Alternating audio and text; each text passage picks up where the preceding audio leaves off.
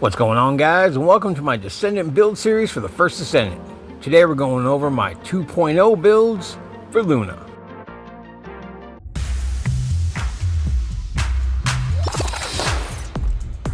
Are you excited to be here at my show?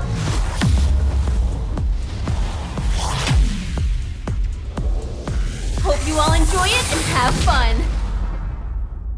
Luna is incredibly fun to play and her kit is very engaging. She was incredibly powerful before, but now with her ultimate version, she's even more so. Add to that the new trigger modules and she just melts everything like an absolute friggin' boss. She's a non-attribute descendant that uses sound waves to damage enemies or enhance her teammates. I'm not going to go into too much detail about her abilities other than what is new and or relevant to her 2.0 build. Her 1.0 video does a deep dive into her abilities if you are interested. I will link it in the description below. Luna got two new transmods with her ultimate form, Battlefield Concert and Battlefield Artist. Battlefield Concert basically turns her into a mobile weapons platform. Instead of the usual music gun, she now jumps onto a turreted platform. This time the platform is permanent. Well, as long as you have MP, that is. While on this platform, you fire the turret the same way you would fire your guns. As you shoot enemies, you'll gain stacks on her inspiration gauge. Once you hit 8 stacks, you can activate her enhanced mode called Fever Time. Just like before, each ability has its own color, and each color has its own version of Fever Time. It just depends on which of the three you use that will determine which Fever Time you get. The weapons platform is activated by her first ability called Concert Opening. This gives you a permanent 40% movement speed increase and a 30% increase to her firearm damage. So make sure you're holding a strong weapon before activating this ability, as the turret's damage comes from the weapon you're using at the time. Note that the entire time you're firing, you're burning through your MP, so be mindful of that. The disc will deactivate if you run out of MP. My build has good MP management, but make sure you grab the blue orbs as you go and keep an eye on your MP until you get a feel for just how she works and what works for you. Her second ability, Passionate Stage, increases skill critical hit rate. It also increases skill power modifier proportionate to the number of debuffs you have on enemies. Lastly, it reduces enemy movement speed by 50% and stuns them. Using Fever Time with this ability does not consume any MP and it gains an increase to damage. Her third ability, Intense Stage, decreases enemy defense. While in Fever Time, it also does not consume any MP and it increases the damage that enemies receive. The fourth ability is called Fan Service. This ability increases skill power and the number of targets your turret can attack, allowing it a much wider frontal arc of damage. It also decreases enemy attack power, which gets lowered even further when this ability is in Fever Time. The best way I have found to play her is to use each ability once, right off the bat, to get her buffs, and then fire away until your inspiration gauge fills up.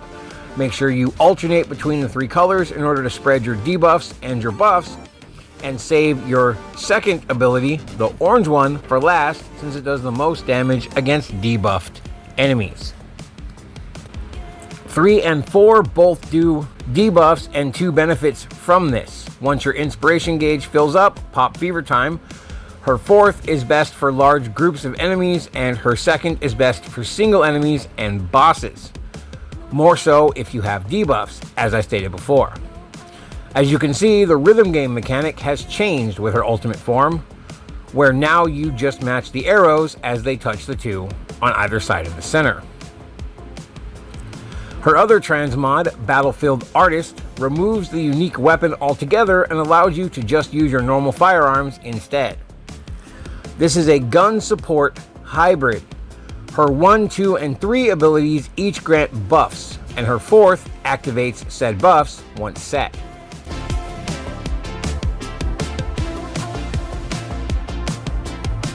Her 1 gives increased firearm attack at 15% per stack.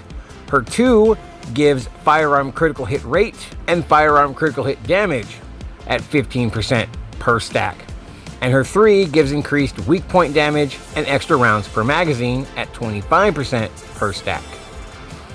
There is a max of 8 stacks on the inspiration gauge, and you can customize your buffs in any way you choose. So for example, 3 stacks of 1, 3 stacks of 2, and 2 stacks of 3 will grant you a 45% firearm attack increase, a 45% firearm critical hit rate and critical hit damage increase, and 50% weak point damage and extra ammo. Feel free to mix and match and play around with this as you see fit for whatever is needed or wanted at the time. Note that these buffs affect you and your allies, so use them as needed. Build the buff package you want, then simply pop your 4 to activate it. Let's move on to her builds and arcade tuning. The first build uses her classic transmod Noise Surge. This is what you'll be using if you don't have Ultimate Luna, or if you haven't gotten Battlefield Concert yet, or if you just prefer the old school AoE mobbing of her classic kit over the new frontal cone style. This build is still very viable and works great even in Axion. For this build, you'll want to use the trigger module Gap in Time. Now, I've seen a couple people recommending Power Beyond. Do not do this. Power Beyond requires either Ground Dot or Global Dot in order to activate its effects. Luna has neither of these tags, so Power Beyond does absolutely nothing for her other than waste the slot. Gap in Time gives her a 35% additional damage to all of her skills and is by far the best trigger mod for her out of the 12 we currently have.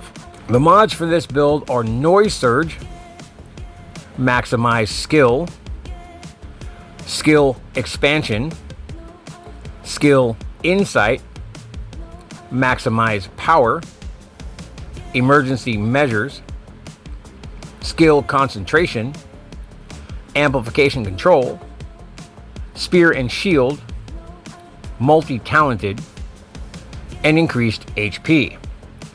If you want to squeeze out a bit more damage, you can also replace increased HP for non-attribute Cintium instead. The next build uses her new mobile weapons platform mod that I mentioned earlier, Battlefield Concert. This mod changes her skills to all tech and is very MP heavy, so we'll be using MP Collector instead of Multi-Talented. It doesn't need any range mods, but does need duration in order to keep your buffs and debuffs up, so we're swapping out Skill Expansion for Skill Extension. Gap in Time again for the trigger module, and the full build is Battlefield Concert, MP Collector, Skill Extension, Skill Insight, Maximize Skill, Emergency Measures, Skill Concentration, MP Accelerant, Non-Attribute Cintium, Frontlines, and Maximize Power. Make sure you use mid-air maneuvering for this build, as it'll help you get out of very nasty spots should you be swarmed, which, let's face it, in Axion, you will. You can grapple while on your disc, so this mod can save your butt should you need it. Plus, it's very handy during boss fights, getting around, jumping over stuff, especially during Wall Crasher. Here's the arcade tuning for both of those builds. And I use non-attribute cohesion for the mutant cell. For the support side of things, you'll want to use Battlefield Artist for her transmod and the particle conversion emitter for her trigger module. The full build is Battlefield Artist, Shot Focus, Frugal Mindset, Focus on Non-Attribute, Maximize Range, Non-Attribute Cintium, Skill Extension, Spear and Shield, MP Accelerant, Skill Expansion, and Battle of Stamina. And here's the arcade tuning for this build. And I use Singular Tech Tuning for the Mutant Cell. If you don't have access to Battlefield Artist, or you'd rather use her skill power buffs rather than her firearm ones, You can use nimble footsteps and this build instead. And here's the arcade tuning for that. And I use singular dimension tuning for its mutant cell. Before, she was a support character when bossing and didn't really deal much damage, but now with her new transmod, she's an absolute boss shredder.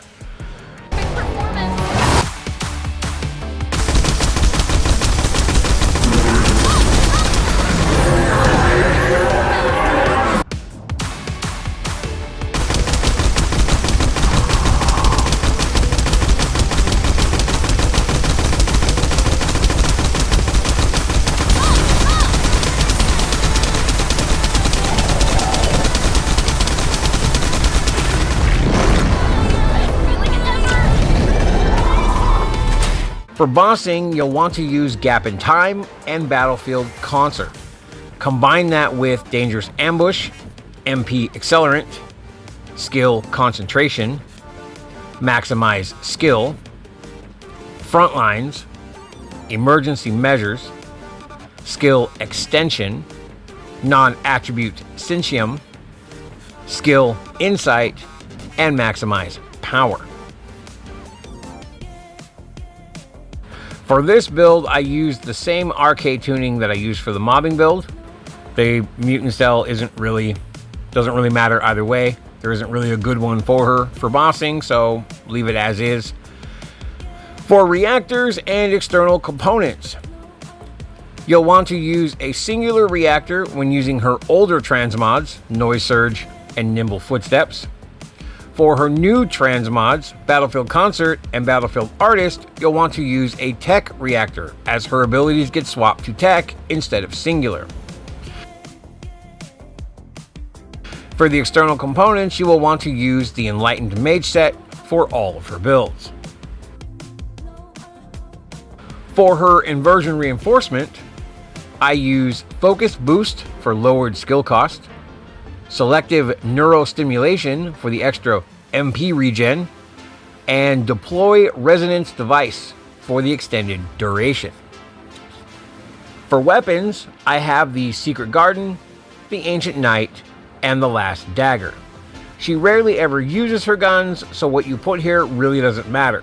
I use the Secret Garden when using Noise Surge because of the run speed in between her stints on the disc, and I use the Ancient Knight when using Battlefield Concert. Like I stated earlier, with Battlefield Concert, her turret deals damage based on the weapon you're holding when you activate it, so any strong weapon will work for this.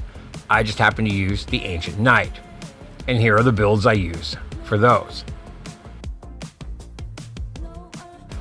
Luna is most definitely one of my top Descendants, and I'm glad that she's finally getting the love and attention she deserves. So many people have no clue just how powerful she is. She's also insanely fun and engaging to play. She's an absolute beast at mobbing, a great bosser, and a good support character as well, for those that like to play support, that is. I seriously cannot recommend her enough. She's so damn fun to play. Check out my other Descendant build videos, and please feel free to ask any questions you may have about this build or about Luna herself. And that's it for this video, guys. As always, thank you for watching, and I'll catch you next time. Later.